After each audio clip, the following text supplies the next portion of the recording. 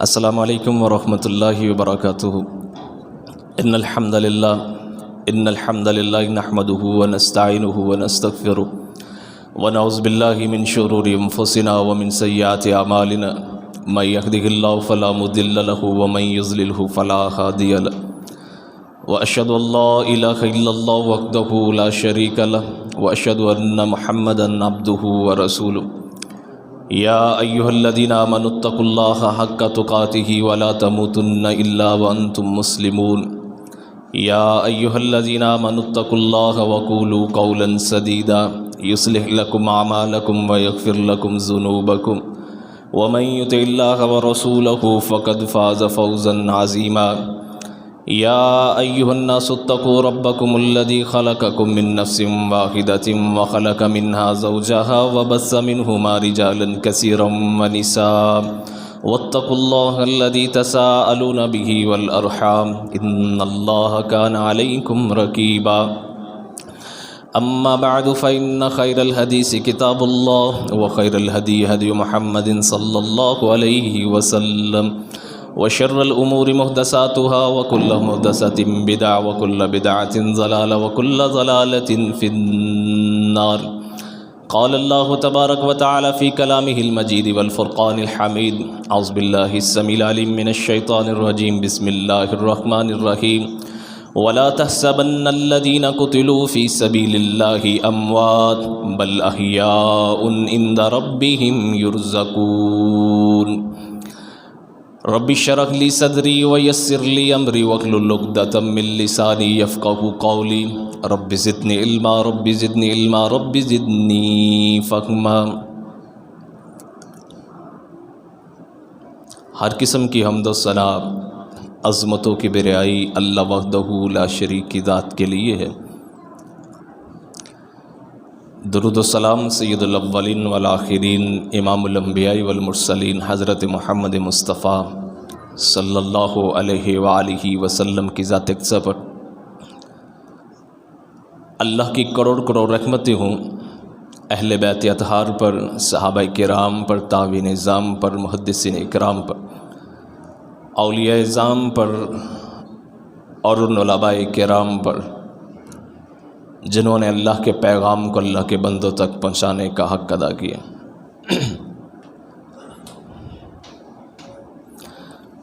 حضرات گرامی قدر، 10 محرم الحرام سن 61 ہجری کربلا کے میدان میں ایک بہت بڑا سانحہ رونما ہوا، جس کے نتیجے میں نواسۂ رسول، سبط الرسول امام حسین رضی اللہ عنہ اور ان کے دیگر اعزاء و اقارب کی شہادت ہوئی۔ آج کے خطبہ جمعۃ المبارک میں اسی حوالے سے چند ایک گزارشات آپ حضرات کے سامنے رکھوں گا۔ اللہ سے دعا ہے کہ اللہ حق اور سچ بیان کرنے کی توفیق عطا فرمائے اور ہمیں اس پر عمل پیرا ہونے کی بھی توفیق عطا فرمائے۔ بنیادی طور پر 3 چیزیں میں آج کے خطبہ میں بیان کروں گا، ذہن نشین کر لیجئے۔ کس واقعہ کربلا کے اسباب کیا تھے، وہ کیا وجوہات تھی جن کی بنیاد پر یہ واقعہ رونما ہوا۔ دوسری چیز، اس کے نتائج مسلمانوں پر کیا پڑے۔ تیسری چیز کہ فلسفہ شہادت حسین کیا ہے۔ یہ انشاءاللہ تینوں چیزیں اگرچہ علیحدہ علیحدہ جمعہ میں بیان کرنی چاہیے تھی، لیکن میں انشاءاللہ تینوں چیزیں مختصراً ایک ہی جمعہ میں بیان کرنا چاہتا ہوں۔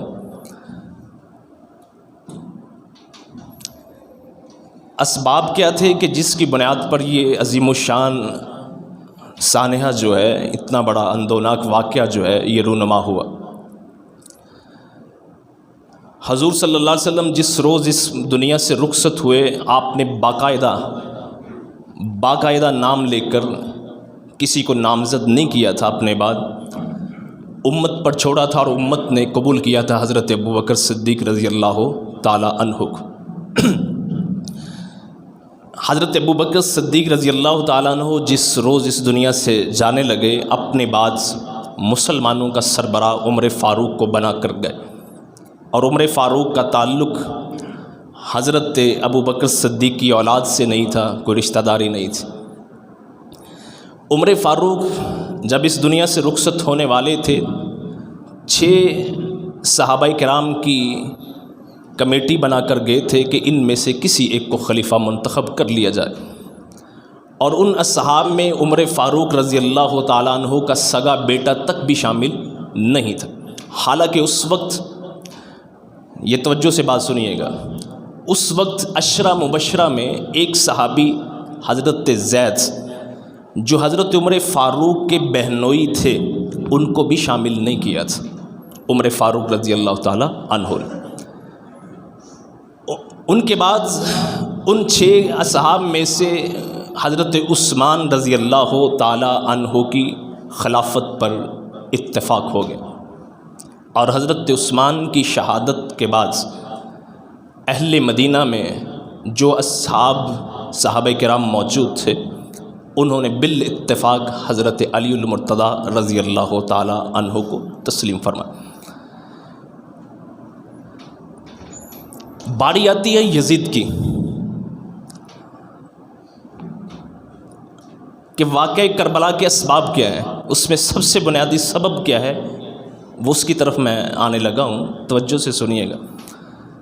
جب یزید کی خلافت کی باری آئی تو حضرت امیر معاویہ رضی اللہ تعالی عنہ نے اپنے بعد یزید کی بیعت لی۔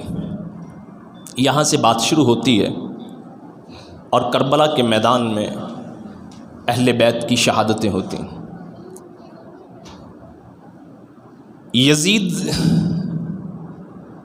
ایک ایسا شخص ہے کہ جس کی بیعت کرنے سے انکار کرتے ہیں امام حسین رضی اللہ عنہ۔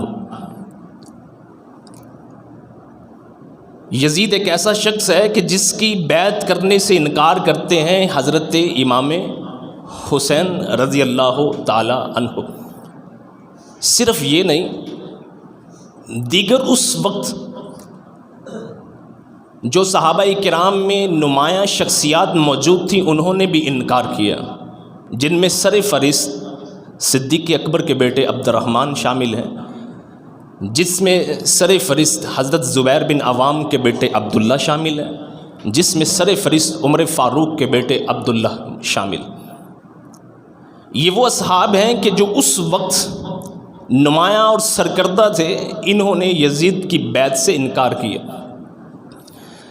حضرت حسین رضی اللہ تعالی عنہ کو حاکم مدینہ ولید بن عتبہ نے بلا کر بیعت لینا چاہی۔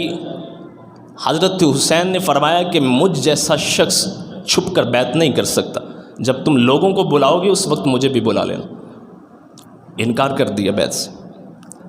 مشورے سے مدینہ کو چھوڑ کر حرم تشریف لے گئے، اور حرم جا کر وہاں اہل کوفہ کے بہت سارے خطوط بارگاہ حسین میں آئے کہ آپ ہمارے ہاں تشریف لائیے، ہم آپ کے ہاتھ پر بیعت کرتے ہیں، یزید کو کسی بھی صورت میں ہم خلیفہ تسلیم نہیں کرتے۔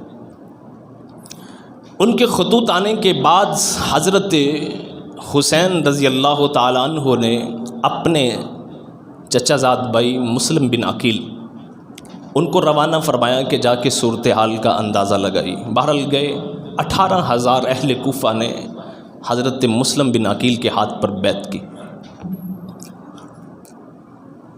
اہل کوفہ نے کیوں بلایا حضرت حسین کو؟ واقعے کو غلط رنگ دیا جاتا ہے، وہ ذہن نشین کر لیجیے۔ اہل کوفہ نے حضرت حسین کو اس لیے بلایا تھا کہ کوفہ کے اندر حضرت علی المرتضیٰ شیر خدا کے حامی جو ہیں وہ کثیر تعداد میں آباد، اور کوفہ حضرت علی المرتضیٰ کا پایہ تخت بھی تھا۔ حضرت علی المرتضیٰ اپنی خلافت کے دوران ان کا دارالخلافہ کوفہ تھا، اور کوفہ میں حضرت علی المرتضیٰ کے ہزاروں کی تعداد میں شاگرد، ان کے اصحاب، ان کے جانثار موجود تھے۔ ظاہری بات ہے جنگ صفین کے بعد حضرت علی المرتضیٰ اور امیر معاویہ رضی اللہ تعالیٰ عنہ کے درمیان میں مصالحت ہوئی. پھر علی المرتضیٰ کی شہادت کے بعد حضرت حسن اور امیر معاویہ رضی اللہ تعالیٰ عنہ کے درمیان میں صلح ہوئی، اور عالم اسلام کے بالاتفاق حضرت حسن کی صلح کے بعد امیر معاویہ خلیفہ نامزد ہوئے. یہاں تک تو بات اختلاف شروع نہیں ہوا، سب نے تسلیم کیا. لیکن جب یزید کی باری آتی ہے تو اختلاف شروع ہوتا ہے. تو بہرحال مسلم بن عقیل کوفہ پہنچے. ریاستی جبر اور ریاستی دباؤ بڑھا، جس کی بنیاد پر حضرت مسلم بن عقیل کے ہاتھ پر بیعت کرنے والے ان کا ساتھ چھوڑ گئے. یہ ذہن نشین کر لیجئے گا، واقعے کو رنگ جو مرضی دیں، لیکن یہ حقیقت ہے اور ہر دور میں یہ بات شامل ہے کہ ریاست کے جبر کے آگے لوگ ٹکا نہیں کرتے. یہ شروع دن سے لے کر رات تک یہ ایک حقیقت ہے. اس میں اہل کوفہ کا صرف قصور نہ کہیں، یا ان کی بدعہدی نہ کہیں، یا صرف ان کی غداری نہ کہیں. تاریخ کا دوسرا پہلو یہ ہے کہ ہمیشہ ریاستی جبر کے سامنے لوگ ٹکا نہیں کرتے. ریاستی جبر کے سامنے یہ تازہ مثال افغانستان کی آپ کے سامنے ہے. وہی لوگ تھے جو 2001 سے لکھ رہے تھے کہ طالبان نے بہت بڑی غلطی کی، سپر پاور سے ٹکر لے کر یہ ملیا میٹ ختم وجود، یہ سب کچھ، اور 3 لاکھ افغان فوج، نیٹو کی اتحادی اور بہت سارے سردار اسی امریکہ کے ساتھ سب کچھ. اور جس دن گرفت کمزور ہوئی، ہم نے پتہ نہیں کہاں کہاں سے دیکھا کہ طالبان کے حامی جو ہیں وہ اٹھ رہے ہیں. یہ ایک حقیقت ہے کہ ریاست کے جبر کے سامنے لوگ ٹکا نہیں کرتے. یہی کوفہ کے اندر ہوا کہ جب عبید اللہ ابن زیاد نے گرفت سخت کی، فوجیں بلائیں، ڈرایا دھمکایا، لوگ آہستہ آہستہ آہستہ آہستہ عوام لوگ ریاستی فوج کے سامنے ٹک نہیں سکے، اور مسلم بن عقیل کوفہ کی گلیوں میں اکیلے لڑتے ہوئے جان آفرین کے سپرد کر دیتے. اور تب حضرت حسین مسلم بن عقیل کے خطوط کی وجہ سے مکہ مکرمہ سے اپنے اہل بیت کو لے کر دیگر ساتھیوں کو لے کر چل پڑے ہوتے. بات مختصر کروں، جب کربلا کے میدان میں 2 محرم الحرام کو حضرت حسین رضی اللہ تعالیٰ عنہ تشریف لاتے ہیں، اور ادھر سے عبید اللہ ابن زیاد کی فوجیں آنا شروع ہو جاتی ہیں. 3 محرم الحرام کو عمر ابن سعد 1000 کی سپہ لے کر آتا ہے. ٹالنے کی کوشش کرتا ہے، رشتہ دار تھا، خاندان ایک تھا، لیکن حکومت کے لالچ میں یہ یزید کی فوج میں تھا، عبید اللہ ابن زیاد کے ماتحت تھا. ابن زیاد نے جب دیکھا کہ عمر بن سعد معاملے کو ٹال رہا ہے، شمر ذی الجوشن کو 4000 کا لشکر دے کر بھیج کر کہتا ہے، اگر حسین سے تم بیعت نہیں لیتے، حسین کے ساتھ نرمی کا برتاؤ کرتے ہو، تو کمان شمر ذی الجوشن کو دے دیجئے. عمر ابن سعد خاندان قریش کا شخص، دل میں حکومت کی لالچ، لیکن دل نہیں کر رہا کہ حضرت حسین کے مقابلے میں آئے. لیکن چاروں نچار شمر ذی الجوشن کے آنے کے بعد 7 ہی محرم الحرام کو عبید اللہ ابن زیاد کے کہنے پہ فرات کے کنارے پہرا بٹھا دیا جاتا ہے اور آل رسول کا پانی بند کر دیا جاتا ہے. کس لیے؟ تاکہ یہ پیاس کی شدت سے مجبور ہو کر ہاتھ پر بیعت کر لیں. کئی دفعہ گفت و شنید ہوئی، لیکن ہر دفعہ حضرت حسین کے یہی الفاظ تھے کہ مجھ جیسا ذلیل ہو کر یزید کے ہاتھ پہ بیعت نہیں کر سکتا. یہ امام حسین رضی اللہ تعالیٰ عنہ کا کہنا تھا. اچھا، یہاں یہ بات ذہن نشین کر لیجئے، کربلا کے میدان میں نتائج کیا نکلے کہ آل رسول کٹ گئے، شہید ہو گئے، سر تن سے جدا ہو گئے. یزیدی فوجیں وقتی طور پر جیت کے کربلا کے میدان. اور اس واقعے کو لے کر آل رسول کو نعوذ باللہ میں لفظ نہیں بولنا چاہتا، اس انداز میں پیش کیا گیا، رو کر، گریبان چاک کر کے، ماتھا پیٹ کے رخسار پیٹ کر اس انداز میں آج تک پیش کیا جا رہا ہے، نعوذ باللہ نعوذ باللہ. شاید ان کی حیثیت کیا تھی، ان کے ساتھ کیا ہوا، یہ ذہن سے نکال دیجئے گا. یہ ایک بہت بڑا اعزاز ہے، یہ ایک بہت بڑی فضیلت ہے، یہ ایک بہت بڑا مقام ہے کہ کس طرح حضرت حسین اور ان کے رفقا نے، ان کے اہل بیت نے یزید جیسے ظالم اور فاسق حکمران کے سامنے اپنی جان آفرین کے سپرد کر دی، لیکن ہاتھ پہ بیعت کرنا گوارا نہیں کیا، اور پوری امت کو یہ سبق دیا، پوری امت کو یہ سبق دیا کہ شریعت کے اندر دونوں پہلو ہیں، عزیمت کا اور رخصت کا.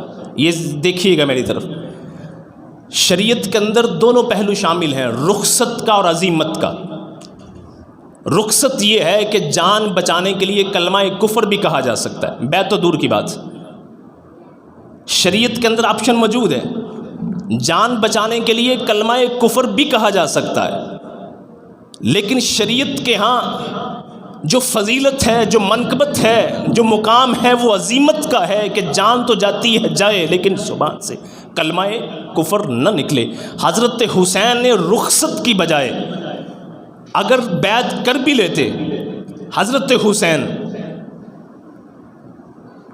بیعت کر بھی لیتے تب بھی ان کی ذات پہ کوئی داغ نہیں تھا، لیکن حضرت حسین نے عزیمت پر عمل کر کے دنیا کو بتا دیا کہ یہی پہلو ہے اہل حق کے لیے کہ جب بھی کوئی موقع آئے تو عزیمت پر عمل کرتے ہوئے اپنی جان حق کی خاطر جو ہے وہ قربان کرنے سے دریغ نہ کرے.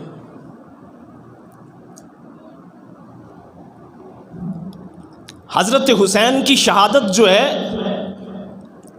اس کے اسباب میں یہی سبب ہے کہ حضرت حسین نے یزید کی بیعت کو گوارا نہیں کیا تھا، اور عبید اللہ ابن زیاد یزید کے حکم سے اس بات پر مصر تھا کہ ہر حال میں چاہے ان کو ذبح کیوں نہ کرنا پڑے، بیعت ضروری ہے. اچھا یہاں رک کر یہ بات سوچئے گا، سب لوگوں نے بیعت کر لی، کیا پڑی تھی حضرت حسین سے بیعت لینے کی؟ چھوڑ دیتا، یزید چھوڑ دیتا، نہیں کہ بیعت تو نہ کرے کوئی بات نہیں، لیکن کیا وجہ تھی؟ باقی اس کی حکومت سٹیبل ہے، ہر طرف سے لوگوں نے بیعت کر لی ہے، لیکن وہ مصر ہے کہ میں حسین سے بیعت ضرور لوں گا. وجہ کیا تھی؟ چھوڑ دیتا. بات سوچنے والی ہے نا، بات سوچ رہے ہیں، سمجھ رہے ہیں کہ باقی لوگوں نے قبول کر لی تھی، حکومت پہ بیٹھ گیا تھا، قبضہ ہے اس کا، سپہ اس کے پاس ہے، خزانہ اس کے پاس ہے، سارے گورنر اس کے ماتحت ہیں. کیا ضرورت پڑی ہے ایک حسین رضی اللہ تعالیٰ عنہ سے، حسین علیہ السلام سے بیعت لینے کا؟ کیا مسئلہ ہے؟ چھوڑ دیتا. صدیق اکبر کی جب خلافت ہوئی تھی تو انصار کے سردار نے بیعت نہیں کی تھی، حضرت صدیق اکبر نے کہا ٹھیک ہے کوئی بات نہیں. علی المرتضیٰ نے 6 ماہ تک بیعت ڈیلے کی تھی، صدیق اکبر نے کہا تھا کوئی بات نہیں ٹھیک ہے. یزید کو کیا پڑی تھی کہ حضرت حسین سے بیعت لینے پر اس حد تک مصر تھا کہ یہ سانحہ جو ہے وہ رونما ہوا.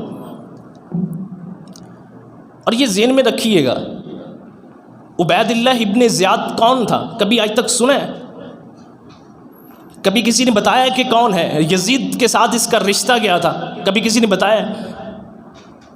عبید اللہ ابن زیاد اتنا بڑا سٹیپ لینے جا رہا ہے، اتنا بڑا اس نے کام کیا ہے، اس کے لیے وہ تیار ہے کہ فرات کے کنارے پہ پہرے بٹا دیے ہیں کہ پانی نہ ملے، شہید کرنے پہ تلا ہوا ہے. اس کی کیا مجال کہ ایک گورنر ہو کر اتنا بڑا سٹیپ لے لے؟ اور کچھ میرے ساتھی کہتے ہیں جی وہ یزید کو تو خبر نہیں تھی، بعد میں پتہ چلا تھا، اس کو یہ ہوا تھا وہ تھا، اس نے بڑا تعصب کیا تھا، وہ بڑا نیک تھا. اور یار ٹھیک ہے نیک ہوگا، ہمیں اس سے کوئی سروکار نہیں ہے کہ وہ کتنی نمازیں پڑھا کرتا تھا، کتنا نیک تھا. یہ جو داغ ہے، یہ جو دھبے ہے اس کی قمیض پہ، اس کے دامن پہ، یہ دھل نہیں سکتا کہ عبید اللہ ابن زیاد ایک گورنر ہے اور اس کو پتہ یہ خانوادہ رسول ہے، اس کو پتہ یہ آل نبی ہیں، اور وہ اتنا بڑا سٹیپ لے کر ان کو شہید کر دیتا ہے. اتنی جرت اس میں کہاں سے آئی؟ ایک گورنر ہو کر کیا وہ یہ سٹیپ لے سکتا تھا؟ اور کیا وہ بیعت اپنے لیے لے رہا تھا کہ یزید کے لیے لے رہا تھا؟ سوچیے ذرا. یہ میں بات ان لوگوں کو سنا رہا ہوں کہ جو آج تاریخی روایات کو سنا کر بغیر تحقیق کے جس طرف ذہن چاہے چلا لیتے ہیں اور بھول جاتے ہیں کہ مد مقابل کون سی شخصیات تھی، بھول جاتے ہیں کہ خانواد رسول کو ذبح کیا گیا ہے، بھول جاتے ہیں کہ حسین رضی اللہ تعالیٰ عنہ نے یزید کی بیعت سے انکار کیا تھا. بھول جاتے ہیں. اس بیعت کا فائدہ کس کو تھا؟ عبید اللہ ابن زیاد کو نہیں تھا، یزید کو تھا. اور عبید اللہ ابن زیاد کون تھا آج تک کسی نے نہیں بتایا آپ کو. چچا زاد بھائی تھا. اس کا باپ زیاد، اس کے بارے میں ابو سفیان امیر معاویہ رضی اللہ تعالیٰ عنہ نے دعویٰ کیا تھا کہ یہ میرا بھائی ہے، یہ ابو سفیان کا بیٹا ہے. بہرحال میں تفصیل میں نہیں جاتا، یہ اس کا بیٹا ہے. اور یہ کہنا کہ یزید کو پتہ نہیں تھا، یزید بری الذمہ ہے، اس کی فضیلت میں چیزیں بیان کرنا اپنی سمجھ سے بالاتر ہے. اور یہ کہ کربلا کے میدان میں حضرت حسین نے کہا تھا کہ مجھے یزید کے پاس جانے دیا جائے تاکہ میں اس کے ہاتھ میں ہاتھ دے دوں، بیعت کر لوں. استغفر اللہ العظیم. کبھی سوچا ہے کہ کربلا کے میدان میں فوجیں دیکھ کر، سپاہ دیکھ کر، تیر و تلوار دیکھ کر حسین کہہ رہے ہیں کہ میں بیعت کر لوں گا، اور مکہ اور مدینہ میں کہہ رہے ہیں کہ میں بیعت نہیں کروں گا. حضرت حسین کا کریکٹر کیا پیش کرنا چاہتے ہیں؟ خدا را غور کریں ان چیزوں پہ. مکہ اور مدینہ میں وہ کہہ رہے ہیں کہ مجھ جیسا اس کی بیعت نہیں کر سکتا، اور کہہ رہے ہیں کہ کربلا کے میدان میں کہہ دیا تھا کہ جی مجھے واپس بھیج دیں، یا سرحد پہ بھیج دیں، یا یزید کے پاس دے دیں، میں ہاتھ میں ہاتھ دے دوں. نہیں، پتہ ہی نہیں تھا حضرت حسین کو میں کس لیے روانہ ہو رہا ہوں، کیا کرنے جا رہا ہوں، پتہ ہی نہیں تھا. اللہ اکبر.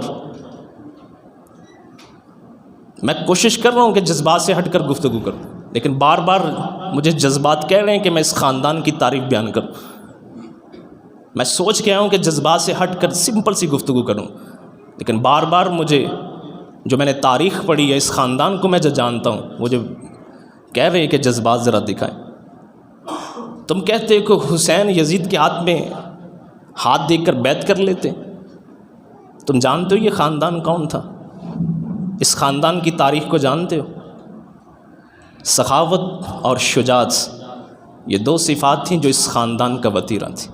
دنیا جہان کی تمام صفات اس خاندان میں میرا ایمان ہے، لیکن شجاعت اور سخاوت یہ دو ایسی صفات تھیں جس میں اس خاندان کا کوئی ثانی نہیں تھا. یہ وہ خاندان تھا. یہ حسین پوتے کس کے ہیں پتہ ہے کسی کے ہیں؟ ابو طالب کے، کہ جس نے حضور کو کہا تھا کہ حضور فصدع بما تؤمر واللہ لن یصل الیک حتی وصد فی التراب دفینہ. بھتیجے کھل کر بیان کرو، کھل کر تبلیغ کرو، جب تک میں مٹی میں مٹی نہ ہو جاؤں تیرا یہ بال بھی بیکا نہیں کر سکتے. یہ اس کے پوتے ہیں. یہ کربلا کے میدان میں ڈر کر کہہ دے کہ میں ہاتھ پہ بیعت کر لوں یزید کے. کیا سمجھا ہے حسین کو؟ یہ اس کے پوتے ہیں. یہ کس کے بھتیجے ہیں؟ جعفر طیار کے. موتا کے میدان میں اسلامی افواج کے علم بردار ہیں. ایک ہاتھ کٹتا ہے،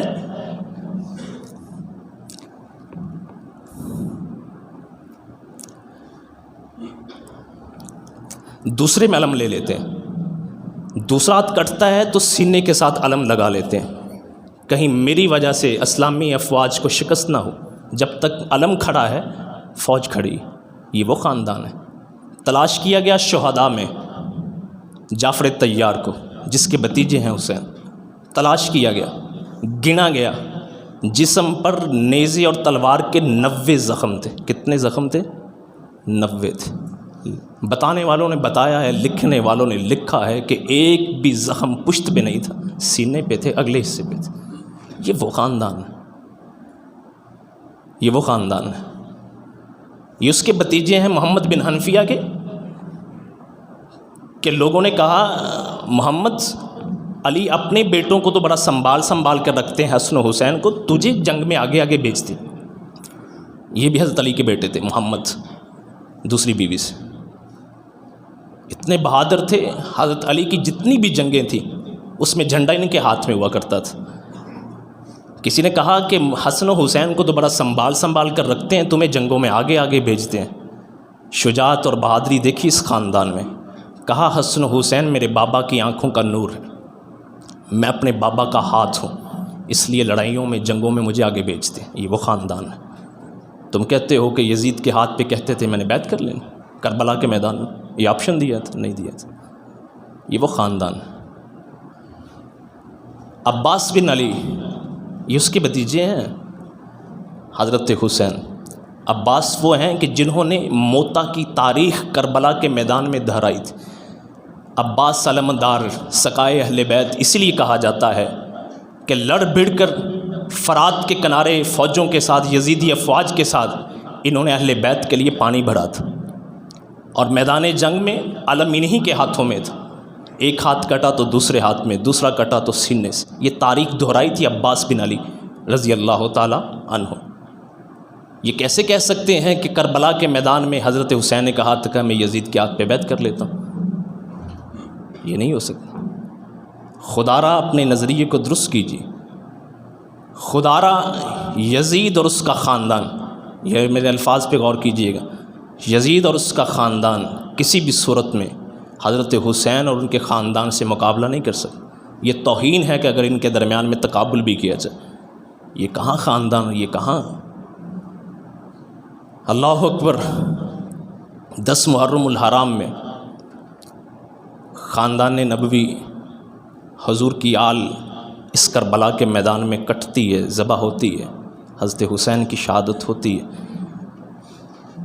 شہید کرتی ہے، ٹھیک ہے، کوئی بات نہیں.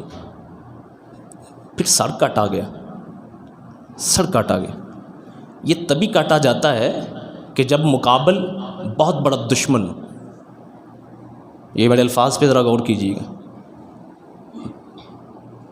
شہید کرنے کے بعد سر تبھی کاٹا جاتا ہے کہ جب مقابل بہت بڑا دشمن ہو جس کے ساتھ بہت زیادہ نفرت ہو. ابھی بھی یزیدی افواج کا غصہ ٹھنڈا نہیں ہوا.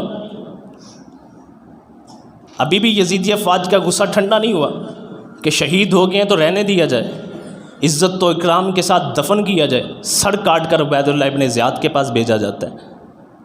کس لیے؟ کہ صرف بیعت کا معاملہ تھا. حسد تھا، بغض تھا، کینہ تھا جو اہل بیت کے لیے ان کے دلوں میں تھا. کیوں حضور نے کہا تھا حجۃ الوداع کے موقع پہ کہ میں 2 عظیم الشان چیزیں چھوڑ کر جا رہا ہوں؟ ایک اللہ کی کتاب ہے جس میں ہدایت اور نور ہے، مضبوطی سے اس کو پکڑ لینا، وَإِتْرَتِ اہل بیتی، اور دوسری چیز میرے اہل بیت ہے، میری اولاد. کیوں حضور نے کہا تھا؟ یہ معمولی تھے؟ حضور کو یہ کہنے کی ضرورت کیوں پیش آئی تھی؟ ذرا توجہ کیجئے گا. میں دیکھ رہا ہوں سوشل میڈیا پہ کوئی ایک کتاب اٹھا کر پڑھ کر سمجھتے ہیں کہ پتہ نہیں شاید ہم نے کیا کوئی تیر مار لیا، اور ان اصحاب پہ، حضور کے اہل بیت پہ اور اس سارے قصے پہ اپنی رائے دینا شروع کر دیتے ہیں، اور یہ بھول جاتے ہیں کہ ہم جس کو بچا رہے ہیں اس کو بچاتے بچاتے مورد الزام ہم کس کو ٹھہرا رہے ہیں. یزید نے کربلا کے میدان میں آل رسول کو شہید کروانے پہ ہی بس نہیں کیا. اس کے نتائج پھر کیا نکلے؟ سبب تو یہ یزید بنا، اب اس کے نتائج کیا نکلے؟ نتیجہ یہ نکلا کہ جب حضرت حسین کی اور آل رسول کی شہادتیں ہوتی ہیں تو اہل مدینہ جنہوں نے یزید کی بیعت کی ہوئی تھی بیعت توڑنے کا اعلان کر دیتے ہیں.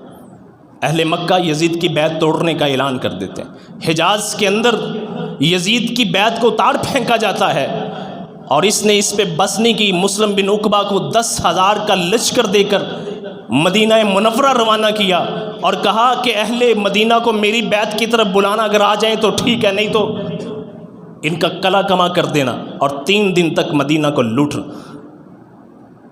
اس یزید نے، جس کو واقعہ حرہ کے نام سے تاریخ جانتی، 3 دن مسلسل مدینہ منورہ کو تخت و تاراج کیا گیا.